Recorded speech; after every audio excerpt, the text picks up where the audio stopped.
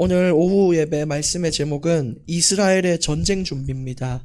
여러분, 저와 여러분이 칼과 총만 안 들었을 뿐이지 실제 삶 속에서 늘 전쟁 중에 있습니다. 유혹과의 싸움, 내 믿음과의 싸움, 저 악한 권세자들과의 싸움, 세상과의 싸움, 큰 전쟁인데 오늘 내용을 보시면서 우리는 과연 이 영적인 전쟁을 어떤 마음으로 준비해야 될 것인가? 어떻게 해야 우리 인생에 주어진 영적인 전쟁을 승리할 수 있겠는가에 대한 답을 찾으셔야 됩니다. 먼저 서론의 말씀을 드리겠습니다. 사사기서는 왜 이 세상이 끝없이 고통받고 있는가에 대한 명확한 답을 주고 있어요. 우리가 계속 들어온 문장인데, 그때의 왕이 없었으므로. 왕이 없다 그랬나요? 있었습니다. 하나님은 우리의 영원까지, 처음부터 끝까지 우리의 왕이 되시는데 우리는 그런 왕은 필요 없다는 거예요. 눈에 보이는 조금만 내가 따르고 싶은 그런 사람으로 된 왕을 세워주시던지, 아니면 그냥 내가 왕처럼 살게 내버려 두십시오. 내가 원하는 대로 마음껏 하고 살겠습니다. 이런 인생을 산다는 것입니다. 그 결과 각자의 소견에 옳은 대로 행하기를 시작했어요. 사람들이 싸우고 분쟁하는 이야기를 들어보잖아요. 전부 각자 자기 입장이 다 있어요. 또 틀린 말도 아니에요. 이 사람 하는 말도 맞고 이 사람 말도 맞고 다 맞는데 왜 자꾸 싸움이 나냔 말이에요. 맞는 걸 가지고 이야기하는데 싸움이 나는 이유가 어떤 공통적인 기준이 없어서 그렇습니다. 예를 들어 우리가 뭘 먹을 때에도 이 사람은 나는 찍어 먹겠다, 나는 부어 먹겠다 싸운단 말이에요. 근데 만약에 세상의 모든 사람은 찍어 먹어야 한다라는 기준이 있다면 싸움 날 일은 없어요. 좋든 싫든 찍어 먹어야 된단 말이에요. 근데 그런 기준이 없으니까 모든 것에서 분쟁이 일어나는 거예요. 물론 뭐 탕수육을 가지고 하나님이 기준을 주시진 않죠. 그러나 세상의 좀 기초적인 부분들, 진짜 인간이 인간답게 사는 부분에 대해서는, 하나님의 형상에 대해서는 기준이 있어요. 그 기준이 뭐냐면은 성경이에요. 성경. 그 성경에서 이렇게 할 때는 이렇게 해야 되고, 이렇게 할 때는 징계해야 되며, 이렇게 할 때는 좀 봐주고 용서해라, 이런 기준들이 있는데 성경을 덮어둔 채로 모르니까 결국 모르는 부분은 나의 생각으로 채워넣고, 그러다 보니까 자꾸 싸움이 나는 것입니다. 결국 하나님의 질서, 말씀, 율법을 다 무시하는 각자의 소견대로 살았기 때문에 이 세상에는 고통이 찾아왔습니다. 선과 악도 누가 판단해요? 인간이 다 판단하는 거예요. 하나님이 동성애 안 된다고 했는데 사람들은 된대요. 존중이래요. 그게 모든 사람들의 배려를 해주는 거고 그 사람을 위하는 일이래요. 네가 뭘 해도 좋으니까 행복한 걸 하래요. 그러니까 마약도 되고 뭘 해도 되고 동성애도 되고 개하고 결혼해도 되고 이런 식인 거죠. 결국 처음에 에덴 동산에서 인류 최초의 아담과 하와가 이 선악과의 나무의 열매를 따먹고 자신이 선과 악의 기준이 되어버리면서 이 땅에 문제는 찾아왔어요. 그러니까 각자의 소견대로 하는 것을 멈춰야 하고, 내가 내 인생의 왕이 된 것을 멈출 때 세상에는 고통이 멈춰질 수 있는 겁니다. 그걸 보고 우리는 곧 구원이라고 하는 것이죠. 자, 이제 오전 예배를 이어서 이야기를 하겠습니다. 오전 예배 끝부분에는 레위인의 첩이 베냐민 지파에 소속된 기브아 지역에 가서 하루를 자려고 했단 말이에요. 근데 이 레위인과 첩이 기브아 지역에서 이제 유숙을 하려고 하는데 거기 불량배들이 몰려들어서 이 동성애를 하고 싶다, 남자를 데리고 와라, 그 남자와 남자끼리 관계를 맺고 싶다 그랬더니 여기 그 집을 제공했던 노인과 레위인이 우리 말고 내 첩을 데리고 가라는 거예요. 나를 건드리지 말고 내가 내 첩을 줄 테니까 니들이 뭐 니네 눈에 보이는 좋은 거 다 해라, 니들이 원하는 대로 다 하라라고 그렇게 지키고 보호하지도 못할 망정 자기들이 첩을 밖으로 내몰았어요. 결국 그 첩은 집단 성폭행을 당하고 사망하게 됩니다. 이에 너무너무 분노한 레위인은 그 첩의 시체를 12조각으로 토막을 내서 12지파에게 보내면서 이거 봐라, 어떻게 생각하냐, 이렇게 그 사람들에게 충격을 줬어요. 그랬더니 아니 도대체 어떤 일이 일어난 건지, 하나님의 뜻이 뭐길래 이렇게 강한 충격을 주냐는 거예요.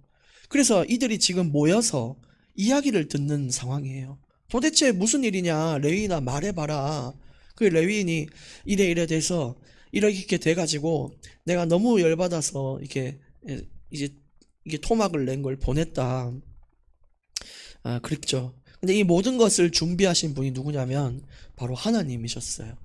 이 토막의 방법을 주신 게 하나님이 아니라 어떤 방법이든지 충격을 주시고자 했는데 이 레위인이 한 이걸 그냥 사용을 하신 거예요. 결국 시대를 향한 하나님의 충격이 뭐였을까요? 어떻게 하나님 없이 니들이 이렇게 사냐 이거예요. 왜 이렇게 죄 가운데 살고 죄에 대해 무지하고 진리를 알지 못하고 니들 멋대로 사냐. 정신 차리라고 이야기를 하는 거예요. 시대를 향해. 이대로 가면 안 된다고. 12지파 니네 지금 제정신이냐 이거예요. 그래서 그게 이 레위인의 첩의 사건을 통하여 12지파 전체, 그러니까 이스라엘 전체에 하나님이 충격 요법을 가하신 거죠. 마찬가지로 우리 삶에도 하나님은 충격을 줘요. 뭐지, 내 인생이 왜 이렇지? 곧 무너질 것 같고 상심이 크고 막 회복 불가능한 고통 가운데도 들어가요. 근데 그 충격을 주신 이유도 네가 지금껏 살아왔던 것이 너의 소견대로 살았고 네가 왕이 돼서 살았지 않냐, 제정신이냐는 거예요. 네가 지금 제정신이냐? 더 나를 의지하고 나를 봐야 한다.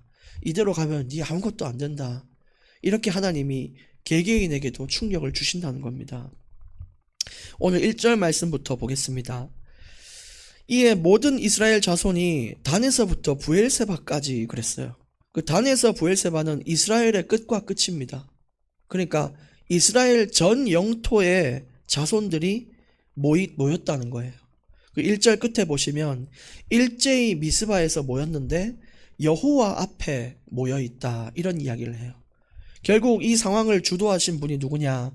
하나님이시고 시대를 경고하기 위하여 하나님의 뜻에 따라서 이런 사건이 일어난 겁니다. 결국 하나님의 충격요법이 이제 시작된 거죠. 그때 하나님의 뜻을 알고 나서 어떻게 했냐? 이 시대를 살리기 위해 한 마음이 먼저 됐어요. 여러분, 우리가 하나님의 뜻을 알면 제일 먼저 해야 될 것은 한 마음이 되는 거예요. 교회든 가정이든 한 마음이 돼서 어떻게 할까? 그거를 준비해야 돼요. 그리고 개개인에게는 결단이 필요해요. 한 마음이 됐을 때 뭔가를 해야 되잖아요. 우리 본격적으로 기도합시다. 본격적으로 예배하고 우리 매일 하루 3번씩 예배합시다. 이런 게 있을 거 아니에요?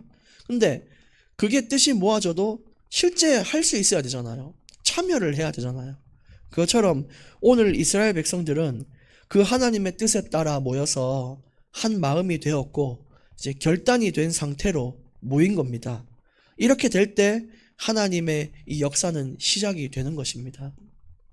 2절에 온 백성 어른, 그러니까 이스라엘 모든 지파의 어른들이 모였는데 2절에 보시면 칼을 빼는 보병은 40만 명이었다.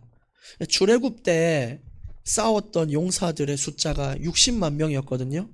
근데 그걸 비추어 봤을 때 지금 40만 명이 모였다는 것은 엄청나게 모였다는 거예요. 우리 왜 사사기 때 삼손 싸울 때 보시면 외적들이 침입했을 때 10,000명도 안 모였어요.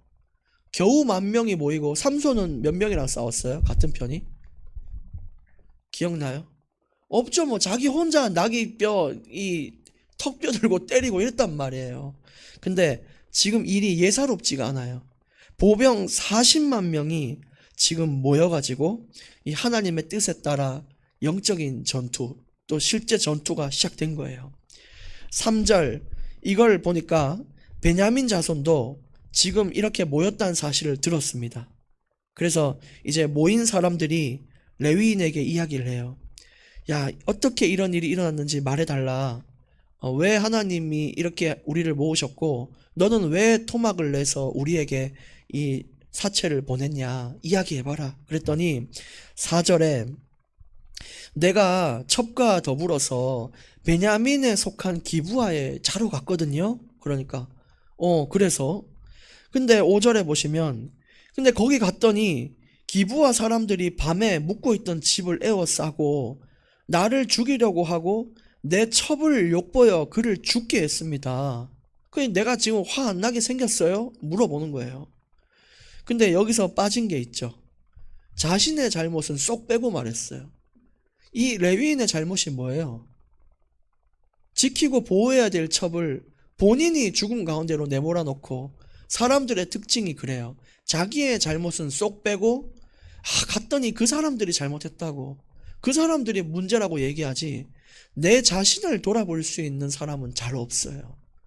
항상 자기 자신에게는 죄가 관대. 나는 뭐 그 정도는 괜찮고 저 사람이 잘못을 했어. 이렇게 얘기하거든요. 근데 여러분 이 싸움의 시작에서 제일 중요한 게 뭐냐면 내 자신을 돌아볼 때 그게 진짜 싸움 시작이에요. 결국 나를 돌아보지 못하면 못 이겨요. 지피지기면 백전백승이란 이야기 들어보셨어요? 남을 알고 이기는 게 아니에요. 내 자신을 알고 적을 알면 100번 싸워도 100번 이긴다는 건데 근데 적만 알아봤자 이건 이길 수가 없어요. 왜냐? 똑같은 문제가 또 반복될 것이기 때문에 그래요. 그래서 내가 정말로 저와 여러분이 이 영적인 전쟁, 내가 반드시 인생에서 끊어내고자 하는 그 아픈 마음들, 상처들, 그것과의 싸움일 때 내 자신을 먼저 돌아봐야 돼요. 다른 사람과의 이 교제나 어떤 것들 속에서도 내 자신을 먼저 돌아봐야 돼요. 여러분 이렇게 내 자신을 인정할 때 하나님이 큰 은혜를 주십니다.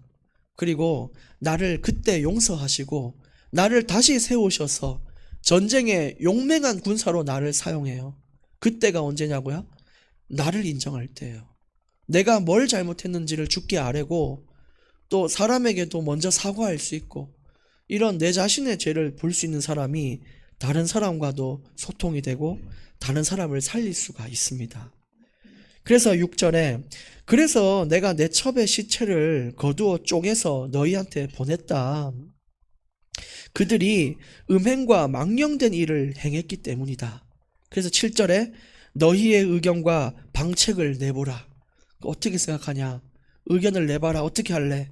일단 내 첩은 죽었고 나는 열받았고 하나님은 우리를 모으셨고 지금 시대가 보통 시대가 아닌 것 같고 하나님이 뭘 얘기는 하려고 하시는데 우리 어떻게 할까? 하나님의 뜻을 찾자 막 이렇게 된 거예요. 8절에 모든 백성이 일제히 일어나 이르되 우리가 한 사람도 자기 장막으로 돌아가지 말며 한 사람도 자기 집으로 가지 마라. 그러니까 전부 가지 말고 모여서 9절에 보시면요. 제비를 뽑아서 그들을 치자. 어떤 제비냐면 모인 40만 명이 있고 또 백성들이 있는데 그 중에 베냐민 지파를 쳐서 싸울 용사들을 제비 뽑자. 그러니까 누구 뽑고 누구 싸우도록 제비를 뽑자는 거예요. 이렇게 전쟁 준비를 하는 겁니다. 10절에 100명에 10명, 1000명에 100명, 10,000명에 1000명을 뽑고 밥 먹으려 되니까 양식도 준비하고 그 다음에 베냐민의 기브아라는 그 지역에 가서 그 이스라엘 중에 망령된 일을 행한 그대로 보응하여 징계하자. 그들이 저지른 대가를 받아내자. 그들을 한번 이게 쳐부셔서 정신 차리도록 만들자. 그렇게 이야기가 모아졌어요. 그래서 이게 바로 하나님의 질서를 세우기 위한 싸움의 준비예요. 이렇게 돼서 이렇게 충격을 받아야 이게 동성애가 죄였지. 내가 말씀 없이 살았지. 내가 기도하지 않고 살았지. 내가 너무 내 인생의 왕이 나였지. 이렇게 서로 싸우는 중에 깨닫는 거 아닙니까? 이게 영적인 싸움은 굉장히 고통스러우는데 나에게 많은 교훈을 줘요. 근데 이제 싸우기 전에 했던 것이 그 하나님의 뜻을 먼저 기도한 거죠. 어떻게 할까? 누가 싸울지 제비도 뽑아보고 기도도 해보고 하나님 뜻이 뭔지를 보자. 그러니까 여호와 앞에 모였다는 게 그거예요. 하나님의 뜻이 뭘까? 우리 인생의 영적인 싸움의 첫 번째는 그게 돼야 돼요. 먼저 나를 돌아보는 것도 있지만 하나님의 뜻이 뭡니까? 하나님 왜 이 땅에 문제가 왔고 제게 충격을 주셨습니까? 왜 저는 어렵고 대체 뭘 말씀하고자 합니까? 근데 거기에 대한 답을 찾잖아요? 그럼 두 번째 단계가 뭐냐면 결단이에요. 아, 하나님 본격적으로 기도하라는 말씀이시군요. 아, 하나님 무장하라는 뜻이군요. 아, 이렇게 하라는 뜻이군요. 그렇게 결단을 하고 그리고 나서 또 나를 돌아봐야 돼요. 처음에 우리가 결단만 하면 그래, 저 죽일 베냐민 지파들, 저 이 악한 세상들 내가 없애버려, 내가 완전 쳐부시고 오겠습니다, 이렇게 되는데, 근데 그게 아니라 나를 돌아본다는 거는 아, 잠깐만, 나도 혹시 저렇게 살진 않았나? 라는 걸 점검하는 거예요. 그게 영적인 전투예요. 나도 혹시 저 베냐민 애들처럼 살지 않았나? 그럼 거기에 대한 회개가 나오면서 싸움이 되는 거죠. 근데 싸움을 하면은 이길 것 같죠? 근데 하나님은 패배하게도 만들어요.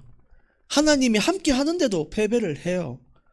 왜냐면은 처음에는 하나님이 그 중심을 더 회복하기 위한 과정이잖아요. 그러니까 이기면 또 교만해지고 이기면 그냥 이기는 걸로 끝나버리니까 그게 아니라 철저하게 하나님만 더 의지할 수 있도록 고통을 수반시키고 패배하도록 만들어요. 그래서 아, 하나님 어떻게 할까요? 제가 기도가 부족했나요? 하나님 어떻게 할까요? 하나님 이렇게 하도록 만들어서 그게 하나님께 흡족하게 될 때 이기도록 만드는 것이죠. 그러니까 여러분, 우리가 전쟁하는 중인데 인생에 어려움이 있고 고통이 있고 어떤 많은 것들이 수반돼서 좀 패배하는 것처럼 보일 때가 있는데, 그건 패배가 아니라 더 큰 승리를 위한 하나님의 계획이라는 것을 아셔야 됩니다. 그래서 11절에 이스라엘 모든 사람이 같이 합심해서 성읍을 치려고 모였습니다. 12절에 끝에 보시면 너희 중에서 생긴 이 악행이 어찌 됨이냐, 이렇게 이야기를 했어요. 그러니까 베냐민 지파의 사람들을 보내서 야, 너희 어떻게 된 거냐? 왜 레위인의 첩을 건드려서 죽게 만들고 어떻게 그렇게 악랄한 짓을 했냐? 그래서 13절에 이스라엘 백성이 베냐민에게 회개할 기회를 줍니다. 기브아 사람들 그 불량배들만 우리에게 넘겨달라. 그 주동자들만 우리가 제거하면 되니까 달라. 그래서 그들을 우리가 죽이겠다 그랬더니 그렇게 했더니 그들이 뭐라고 하냐면 형제 이스라엘 자손의 말을 듣지 아니하고 됐다는 거예요. 필요 없다는 거예요. 안 넘기겠다는 거예요. 회개의 기회를 놓치게 된 겁니다. 그래서 결국 말로 해서 안 되니까 하나님은 뭘 주실까요? 충격을 주시죠. 사람들은 꼭 충격 요법이 있어야 두 손 두 발을 다 든다는 걸 하나님이 잘 아시거든요. 그래서 그들에게 이 회개의 기회를 놓친 그들에게 충격 요법을 주려고 합니다. 그래서 14절에 도리어 성읍들로부터 기브아에 모이고 나가서 이스라엘 자손과 싸우자. 베냐민이 얼마나 또 교만한지 회개도 안 하고 우리 저 이스라엘 11지파랑 싸우자. 그러니까 11지파 대 베냐민 지파, 이런 싸움이 지금 시작이 된 거예요. 그 15절에 베냐민 자손의 수는 칼을 빼는 자가 모두 26,000명이고 기브아 주민 중에서도 700명을 데리고 가서 지금 26,700명 대 몇 명 싸움이죠? 40만. 26,700 대 40만의 싸움 됐어요.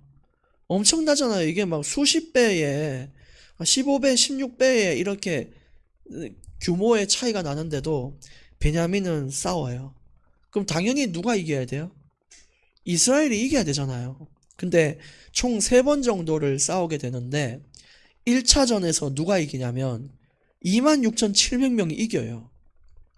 하나님은 패배를 시켜버리게 한 거예요. 하나님 보실 때 그 정도로 안 돼. 그 믿음으로 어떻게 니네가 이기겠냐. 야, 그 정도로 안 돼. 어떻게 네가 더 의지를 해야지. 어떻게 그 정도로 나를 의지하고 그냥 날로 먹으려고 그러냐? 거저 먹으려고 그러냐? 더 기도하라는 거예요.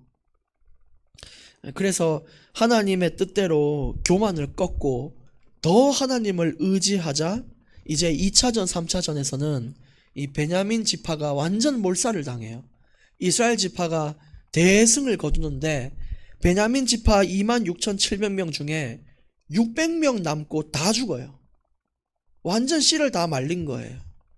근데 그 이후에 너무 베냐민 지파를 좀 긍휼히 여겨서 베냐민 지파가 다시 살아날 수 있게 이제 여자들을 붙여줘서 좀 번성할 수 있도록 다시 그 지파가 부흥되고 일어날 수 있도록 이렇게 배려를 하는 장면도 뒤에 나오는데, 어찌됐든 베냐민 지파는 자신이 행한 대로 하나님의 뜻대로 살지 않고 율법을 어기고 회개의 기회를 놓친 것에 대한 이 톡톡한 대가를 받게 돼요. 여러분, 이 세상도 그럴 겁니다. 지금 살아있는 동안이 하나님 앞에 나아갈 기회인데 이걸 놓치잖아요. 그것에 대한 확실한 대가를 마지막 때에 받게 될 겁니다. 그래서 그 부분을 꼭 우리가 경각심을 가져야 돼요. 16절 말씀, 오늘 마지막 구절인데 이 말씀이 참 중요하다고 저는 여겨집니다. 한번 볼게요.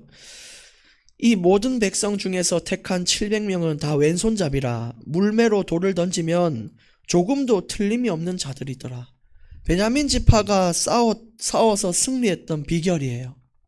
뭐냐면은 군사들이 엄청나게 잘 준비되어 있었어요. 물맷돌을 던지는데 빗나감이 없이 전부 맞출 수 있는 그런 원거리 공격수들이 있고요. 이런 거예요. 이것이 곧 뭘 말하냐면, 우리가 지금 보고 있는 세상의 불신자들은 인생이 진짜 잘 준비되어 있어요. 공부, 규모, 배경, 학력, 너무너무 준비가 잘 돼 있는데 하나님의 자녀는 준비가 하나도 안 돼 있어요. 저 바깥의 사람들은 엄청나게 하는 것마다 잘 돼요.